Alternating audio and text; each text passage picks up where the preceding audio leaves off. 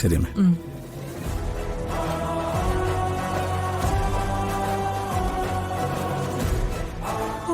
രക്ഷപ്പെട്ടു. ഇവൻ ഇവിടെ നിന്ന് എന്റെ പ്ലാനിങ് ഒന്നും നടക്കില്ല. എന്തായാലും ഒരു കാര്യം ഉറപ്പായി, ഇതോടുകൂടി ഇവൾക്ക് പഴയതെല്ലാം ഓർമ്മ വരും.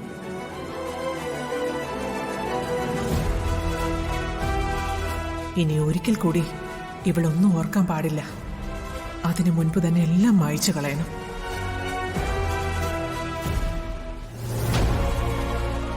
ശിശിരെ കൂടി വിളിക്കാം. ഒരു സഹായത്തിന് അവളുള്ളത് നല്ലതാ.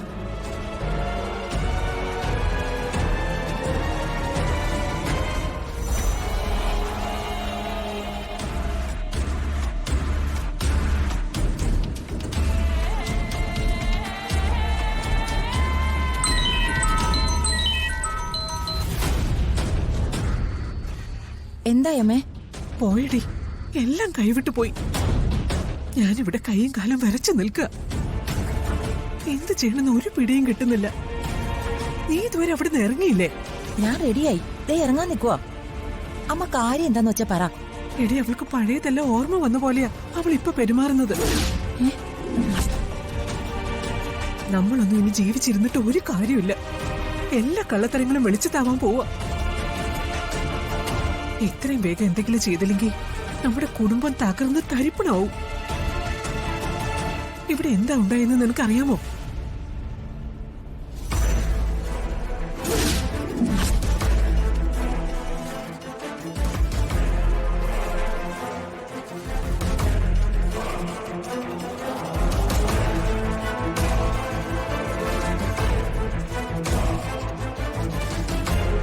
നീ പറ, ഞാൻ ഇനി എന്താ ചെയ്യേണ്ടത്? നീ എന്താ ഒന്നും മിണ്ടാത്തത്? നിന്റെ നാക്ക് താണു പോയോ? നമ്മള് ഭയന്നത് പോലെ കാര്യങ്ങളൊക്കെ നടക്കാൻ പോകുന്നത്. അവൾക്ക് പഴയ ഓർമ്മ വന്നിട്ടുണ്ട്, എനിക്കത് ഉറപ്പാ. എനിക്കിത് വിശ്വസിക്കാൻ പറ്റുന്നില്ല. ഗോകുൽ എവിടെ? ഒരു വിധത്തിൽ ഞാൻ അവനെ നിർബന്ധിച്ച് ഇവിടുന്ന് പറഞ്ഞു വിട്ടിട്ടുണ്ട്. അവനിവിടെ നിന്നാൽ നമുക്കൊന്നും ചെയ്യാൻ കഴിയില്ല. അതേതായാലും നന്നായി. നീ ഒന്ന് വേഗം ഇങ്ങോട്ട് വാ. എന്നെ കൊണ്ട് ഒറ്റയ്ക്ക് ഇത് താങ്ങാൻ പറ്റുമെന്ന് തോന്നുന്നില്ല. ഒരു കാര്യം ഞാൻ പറയാം, എന്തൊക്കെ സംഭവിച്ചാലും എന്റെ കുടുംബം ഇല്ലാതാക്കാൻ ഞാൻ സമ്മതിക്കില്ല. അതിനേക്കാൾ വലുതായിട്ട് എനിക്ക് വേറൊന്നുമില്ല. അവള് പഴയ കാര്യങ്ങളൊക്കെ അന്വേഷിച്ചു പോയപ്പോഴേ ഞാൻ പറഞ്ഞില്ലേ ഇങ്ങനെയൊക്കെ തന്നെ സംഭവിക്കുന്ന. ഇപ്പൊ അവൾ എന്തെടുക്കുക? ആ ബഹളം ഉണ്ടാക്കിയതിനു ശേഷം ഡോക്ടർമാര് പിടിച്ചുകൊണ്ടുപോയി മയങ്ങാനുള്ള ഇഞ്ചക്ഷൻ കൊടുത്തു. അതിന്റെ മയക്കത്തിലായിപ്പോ. എന്റെ ദേവി, ഈ മയക്കത്തിൽ നിന്ന് ഉണരുമ്പോ അവള് നമ്മുടെ പഴയ സമ്പ്രദായമായിട്ട് തന്നെ ഉണർന്നാ മതിയായിരുന്നു. അമ്മേ, ഇതൊരു ജീവൻ മരണ പോരാട്ടോ. ഒരു കാരണവശാലും ഗോകുൽ ഇതൊന്നും അറിയാൻ പാടില്ല. അവനറിഞ്ഞാ നേരല്ലാത്ത ഒന്നും ചെയ്യാൻ സമ്മതിക്കില്ല. അറിയാലോ അവന്റെ സ്വഭാവം. അതുകൊണ്ട് തന്നെയാ ഞാൻ അവനെ നിർബന്ധിച്ച് ഒരു വിധത്തെ ഇവിടുന്ന് പറഞ്ഞു വിട്ടത്. നീ ഒന്ന് വേഗം ഇങ്ങോട്ട് വന്നാ മതി. ഇതിനുള്ള പോംവഴി എന്താണെന്ന് ഞാൻ കണ്ടിട്ടുണ്ട്. അമ്മ ടെൻഷൻ ആവണ്ട, ഞാൻ ഇപ്പൊ തന്നെ വരാം. ദേ ഇറങ്ങി.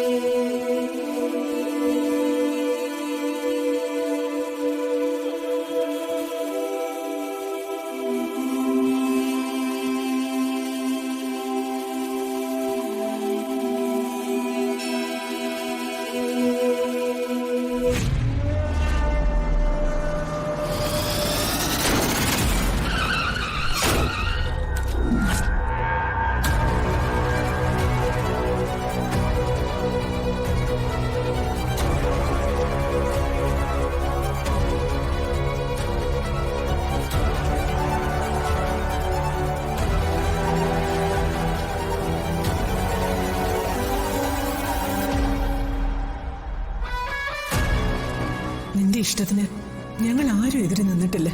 പക്ഷെ ഇപ്പോ ഞങ്ങൾ പറയുന്നത് നീ അനുസരിക്കണം. എന്ത്? ആ പെൺകുട്ടിയെ നമ്മുടെ വീട്ടിലേക്ക് കൊണ്ടുപോകണമെന്നോ? അതെ.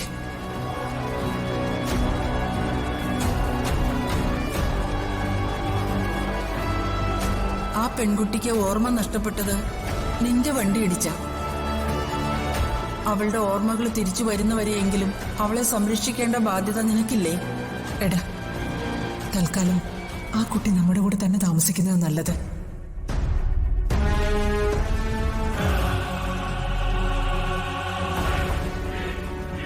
മോനെ, സമൃദ്ധ മോൾക്ക് ഒന്നും ഓർക്കാൻ പറ്റുന്നില്ല. സമൃദ്ധ? ഈശ്വര, സ്വന്തം പേര് കൂടി ഓർക്കാൻ പറ്റുന്നില്ലേ? മോള് വിഷമിക്കണ്ട. ഇവിടുന്ന് ഡിസ്ചാർജ് ആയി നമ്മുടെ വീട്ടിൽ ചെല്ലുമ്പോ അമ്മ എല്ലാം പറഞ്ഞു തരാം. അമ്മേ, എന്താ അമ്മ ഇതൊക്കെ? മോളെ, ഇവള് പറയുന്നത് കേട്ടില്ലേ? ഇവൾക്കിപ്പൊ ഗൗരി മോളെയും ഗോകുലിനെയും ഒന്നും അറിയത്തില്ലെന്ന്. നിനക്കെന്താ അൾഷിമേഴ്സ് ബാധിച്ചോ? സ്വന്തം ഭർത്താവിനെ മോളെ മറന്നോ? എന്റെ മകൻ ഗോകുലാണ് നിന്റെ ഭർത്താവ്.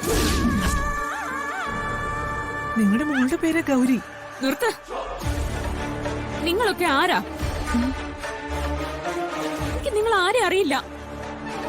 എന്റെ മോളുടെ പേര് ഗൗരി എന്നല്ല, ഭർത്താവിന്റെ പേര് ഗോകുലൊന്നും അല്ല. നിങ്ങൾ എല്ലാവരും വെറുതെ കള്ളം പറയാ.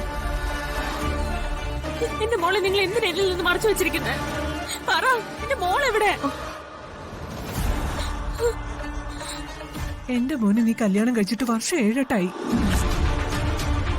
വെറുതെ ഇങ്ങനെ ഭ്രാന്ത് പറയല്ലേ മോളെ. ഇല്ല, ഞാൻ ആരെയും കല്യാണം കഴിച്ചിട്ടില്ല.